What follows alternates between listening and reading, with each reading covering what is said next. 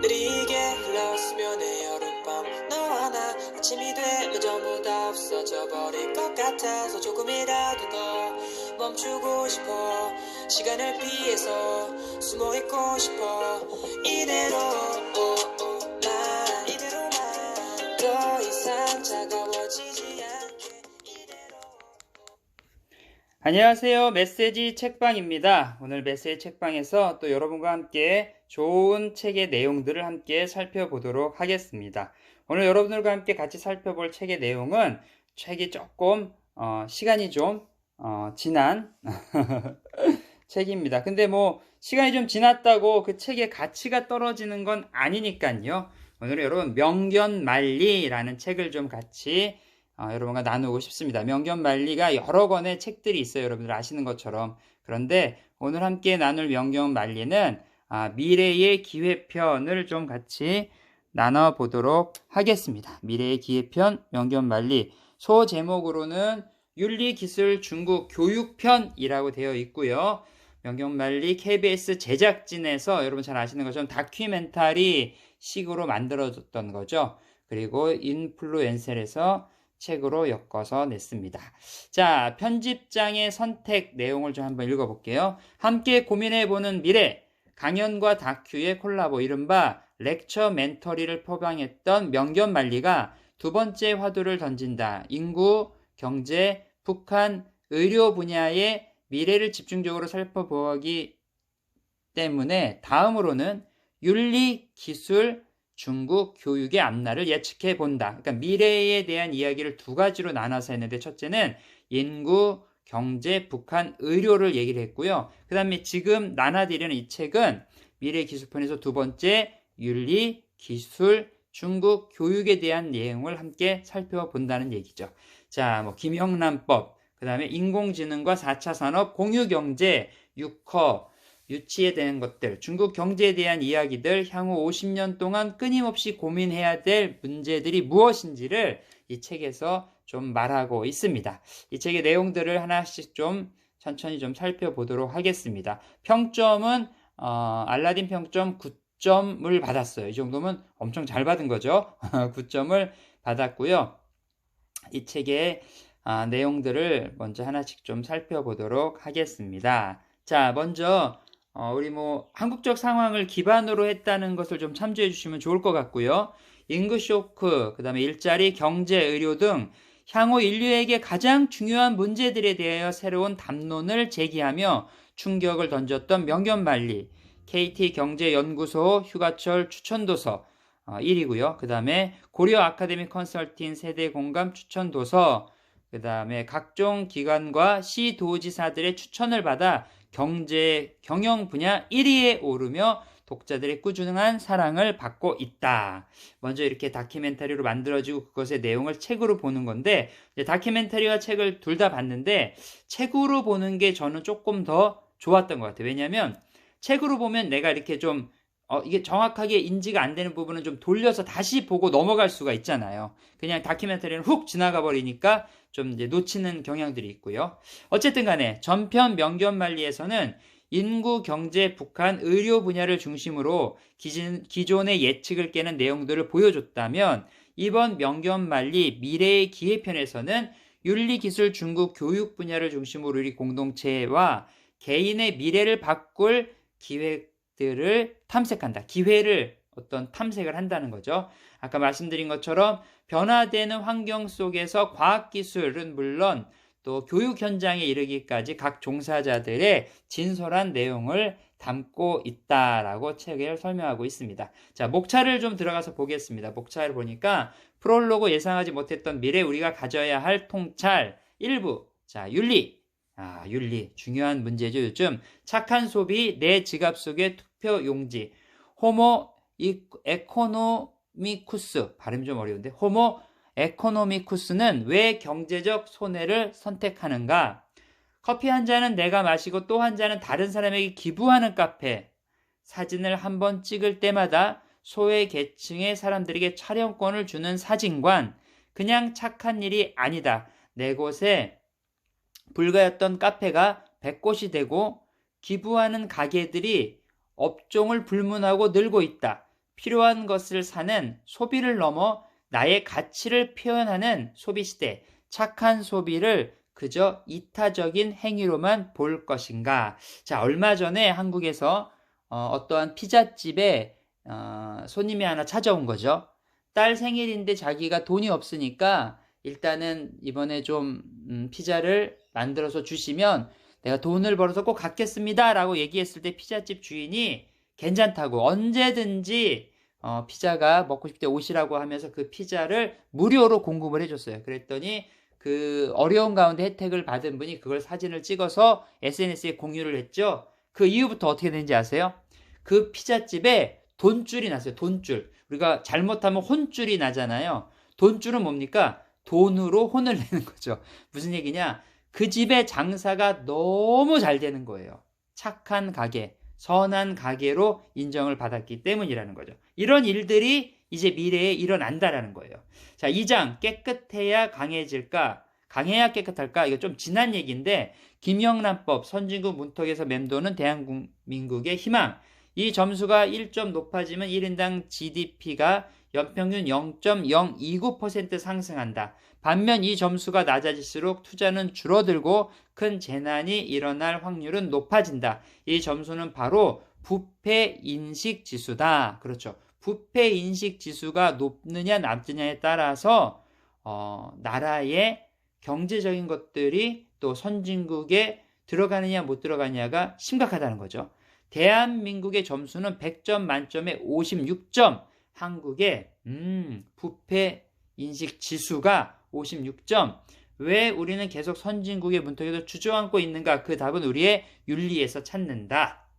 그래서 윤리에 대한 얘기를 하고 있고요. 2부 테크놀로지 3장 인공지능과 함께할 미래 선한 인공지능 시대를 위해 무엇이 필요한가? 2008년 러시아에서는 인공지능이 쓴 소설이 베스트셀러가 되었고 가사만 입력하면 30초 안에 인공지능이 작곡한 음악을 받을 수도 있다. 일본에서는 전 직원이 로봇인 호텔도 성업 중이다. 인공지능 시대는 이미 인류에게 도래했다. 우리의 삶이 인류를 닮은 인공지능과 조화를 이루면서 어떤 준비를 해야 할까라는 문제를 여기서 조금 제공하고 있고요. 4장에 보니까 누구나 천재가 될 수 있는 시대, 개방하라, 공유하라, 플랫폼 시대의 혁신을 말한다. 직원은 단 12명, 인터넷 커뮤니티로 모집한 엔지니어, 디자이너, 전문가, 그리고 500명의 커뮤니티 회원, 이렇게 창업 18개월 만에 사막 경주용 자동차를 만들었다. 대단하네. 도대체 이런 일이 어떻게 가능할까? 개방하고 공유함으로써 혁신을 만들어가는 플랫폼 시대가 왔다. 여러분, 플랫폼, SNS 플랫폼을 통해서 많은 사람들이 자기들이 공감하는 것들, 관심 있는 분야를 모여서 또 다른 작업을 만든다는 거죠. 5장에는 4차 산업혁명 도대체 어떻게 준비해야 하나? 똑똑한 공장, 똑똑한 제품, 다들 똑똑해지는 미래사회, 에디슨이 만든 130년 전통의 제조기업 GE, 제너럴 일렉트릭이죠. GE는 이제 자신들이 기계를 만드는 회사가 아니라 소프트웨어 회사라고 말한다. 스마트폰을 만드는 애플과 검색 서비스 구글 기업은 자동차 생산을 준비하고 있다. 이처럼 제조기업과 소프트웨어 기업이 서로의 경계를 넘나드는 스마트 제조업의 시대, 바야흐로 인류가 맞이할 4차 산업혁명은 어떤 미래를 만들어낼 것인가. 이미 4차 산업혁명에 대한 많은 이야기가 되어져 있고 우리가 그 중심에 지금 있는 것 같아요. 특별히 코로나가 발생하면서 모든 것들의 시계가 더 빨리 돌고 있다는 얘기를 하죠. 뭐냐면 더 속도감 있게 이런 것들이 진행되어 있다라고 얘기를 하는 것 같습니다. 3부에서는 요즘 지금 중국의 두 번째로 큰 부동산 회사가 지금 부도 직전까지 몰려서 뉴스에 부동산 중국 얘기가 많이 나오는데 3부는 이제 중국, 차이나에 대한 이야기가 나오고요. 6장 방 안에 들어온 코끼리를 어떻게 할까? 세계는 지금 유커 유치 전쟁 중 2015년 미국 역사상 최초로 뉴욕에서 중국인들을 위한 춘절맞이 불꽃놀이가 열렸다. 미국에서요. 런던의 빅맨은 다벤종이라는 중국식 새 이름을 얻었다.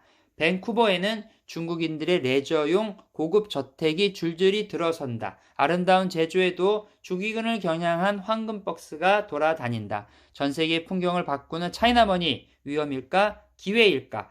근데 지금 현재 우리 시진핑 주석께서는 중국에 너무 우리가 자본주의에 물들고 있다. 우리는 원래 공산주의 국가인데 이래서는 안 된다 해서 다시 옛것으로 돌아가자라는 운동을 좀 열심히 하고 있어요. 그래서 경제, 연예인 분들, 엔터테인먼트 막 각 분야에 엄청난 제재들을 현재 가하고 있는데, 이때만 해도 2016년 이때만 해도 엄청난 차이나 머니에 대한 약간의 뭐라 그럴까요? 기대감, 경계심, 이게 왔다 갔다 했던 시대인 것 같아요. 어쨌든 간에. 자, 7장. 대륙의 딜레마, 중국 경제 위기론. 결안을 한 바구니에 담지 마라. 차이나 보너스라는 말이 있을 정도로 전 세계의 기회의 땅이었던 중국. 그런데 중국의 경제 위기를 알리는 신호가 나타나고 있다. 그렇죠. 중국 폭락, 증시 폭락, 유령도시 등장, 통화 가치 절하. 중국은 질적 성장을 위한 의도된 조종기를 거치고 있는가? 우리는 도대체 어느 정도의 위험을 대비해야 하는가? 한 10년 전에 미국의 리먼 브라더스라고 미국의 4대 은행 중에 하나였죠. 그 은행이 부실로, 대단하죠. 우리 예전에 여러분 기억하세요? 혹시 조흥은행이라고 있었는데, 저희 살던 동네에서 제일 큰 은행인데, 그 은행도 IMF 때 문을 닫았던 것 같더라고요. 그런 식으로 이제 10년 전에 리먼 브라더스 은행이 문을 닫고 이번에 또 중국의 2대 부동산 회사가 망하게 되면 또 그런 경제적 여파가 오지 않겠느냐라고 하는 이야기들이 좀 나오고 있는 것 같아요. 어쨌거나 8장. 무엇도 두렵지 않은 2억 명의 젊은이들. 중국은 어떻게 주링 허우 세대를 키우는가? 신제품 발표에 입장권을 10만 원 넘게 주고 사는 청년들. 67명씩 한 아파트에 개미처럼 모여 살면서 거대한 꿈을 꾸는 젊은이들. 80년대 출생 선배 창업가들이 90년대 후배 출생 창업가들을 끌어주고 키워주는 문화. 무엇이 중국의 젊은이들을 움직이나? 어떻게 중국은 세계 창업 1위 국가가 되었는가? 여러분 잘 아시는 것처럼 텐센트나 알리바바 이런 기업들도 다 그런 기업이었죠. 근데 조금 지금은 조짐이 좋지는 않게 보입니다. 어쨌거나 4부 에듀케이션, 교육에 대한 이야기죠. 4부의 9장은 왜 우리는 온순한 양이 되어갈까? 대학은 어떠한 수업 계획을 개혁을 준비하게 하는가? 자신의 생각이 교수와 다를 경우 90% 학생들이 본인의 생각을 포기한다고 말한다. 오랫동안 인류 지성의 원천이었던 대학, 모순에 처한 대학 교육을 바꿀 해법은 무엇일까? 길어질 인생에 끊임없이 새로 배워야 하는 시대. 우리가 진정으로 길러야 하는 능력은 무엇일까? 자, 10장. 지식의 폭발 이후 어떤 교육이 필요한가? 생각의 힘을 기르는 방법을 찾아서 전 세계가 인정한 교육강국 핀란드. 기존 제도도 매우 훌륭하다 평가받는 핀란드가 파격적인 변화를 시도하고 있다. 예습도 복습도 불가능한 수업, 여러 과목에 선생님들이 함께 가르치는 수업, 지식의 시대가 종말을 맞을 지금 핀란드의 교육개혁이 의미하는 바는 무엇인가? 한국의 대학들은 얼마 전에 보고해 보니까 미달된 대학이 너무너무 많고요. 이제 대학을 꼭 가야 하나? 이런 생각들을 한다 그러더라고요. 그리고 1년 안에 대학을 그만두는 우리 학생들도 10,000명이 넘는다는 뉴스를 잠깐 보게 되었습니다. 여러분, 대학 예전과 같이 분명히 아닐 것 같아요. 분명히 달라질 것 같고요. 그리고 핀란드 같은 경우는 초등학교 입학 전에 알파벳을 다 외워서 학교를 오면은 불이익을 당한다 그러더라고요. 저희는 더하기 빼기 곱셈 나누기 다 하고 유치원 때, 그리고 아이들이 학교에 들어갔는데 가나다라 모르면 바보치고 다 하는데, 핀란드는 알파벳을 알고 학교에 오면 불이익을 준다라는 이 책의 내용을 보면서 와우, 정말 새롭구나 라는 생각이 좀 들었습니다. 책 속에 있는 문장들을 좀 몇 개 좀 읽어보도록 하겠습니다. 먼저 프롤로그에 있는 문장인데요. 지식의 폭발적 증가를 배경으로 인류의 기술은 빠르게 발전하고 있다. 인간은 우주로 뻗어나갈 채비를 해나가고 있다. 수명은 30년 이상 늘어날 것으로 예상된다. 빅데이터 분석 기술이 진화하면서 인공지능은 더욱 빠르게 발전할 것이고 이에 따라 인류의 노동도 새로운 국면을 맞이할 것이다. 정치, 경제, 기술 등 모든 영역이 새로운 개념들로 재구성이 되어 우리는 이제껏 인류 역사의 전례 없는 변화를 겪는 중이다. 바야흐로 변화무쌍의 시대에 미래에 대한 호기심과 기대도 넘친다. 하지만 그와 동시에 이러한 변화를 맞이하는 개인은 불안과 두려움을 느낀다. 우리 삶이 어떻게 달라질지 한치 앞을 예측하기 어렵기 때문이다. 미래를 내다보는 안목과 지혜가 절실한 시대, 불안과 두려움에 빠진 개인은 무엇을 할 수 있을까? 명경말리는 개인이 느끼는 이러한 절박한 위기감에서 시작이 된다. 자, 착한 소비 내 지갑 속에 투표용지에 있는 내용입니다. 그리스에는 주머니 사정이 여의치 않아도 커피를 마실 수 있는 카페가 있다. 커피를 마시러 온 손님들이 종종 자신이 마신 커피값 외에 한 잔 값을 더 지불하곤 한다. 이른바 suspended coffee. suspended coffee. 커피를 사 마실 돈이 없는 노숙자나 실직자 등 가난한 이웃을 위해서 미리 돈을 내고 맡겨두는 커피이다. 우리 삶에서 생존을 위한 빵들뿐만 아니라 삶의 아름다움이라는 장미도 필요하다. 힘든 누군가가 생존을 위해 투쟁하는 그 투쟁 속에서 커피 한 잔의 여유를 갖기를 바라는 마음, 그 마음이 모여 suspended 커피는 착한 소비를 가능케 했던 것이다. 그리스에서뿐만 아니라 미국, 영국, 호주, 캐나다 등 세계 곳곳에서 suspended 커피를 만날 수 있으며 불가리아에서는 150개 이상의 카페가 동참하고 있다. 착한 소비에 대한 이야기였고요. 그 다음에 자, 깨끗해야 강해질까? 강해져야 깨끗할까? 에 있는 내용입니다. 보츠와나 사람이라면 누구나 부를 줄 아는 노래가 하나 있다. 안녕 안녕 부페여. 너에게 작별 인사를 전해. 우리는 보츠와나에서 태어났어요.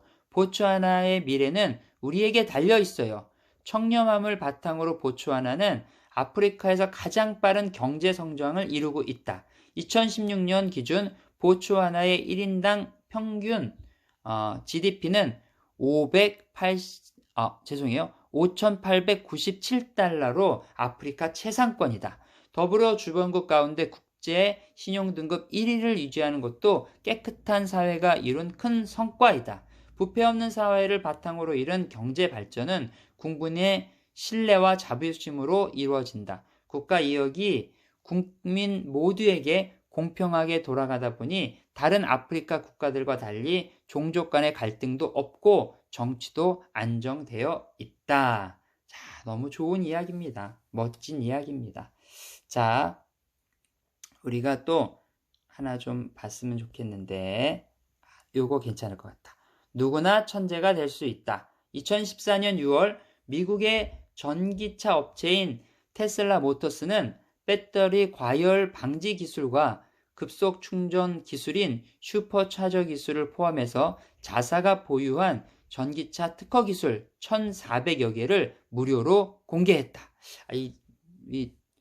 재밌네. 토요타 또한 2015년 1월 세계 가전 박람회에서 수소차 특허 5,680개를 전면 공개했다. 이들이 엄청난 자본과 시간을 투자해 개발한 자사의 독점 기술을 공개하는 이유는 무엇일까?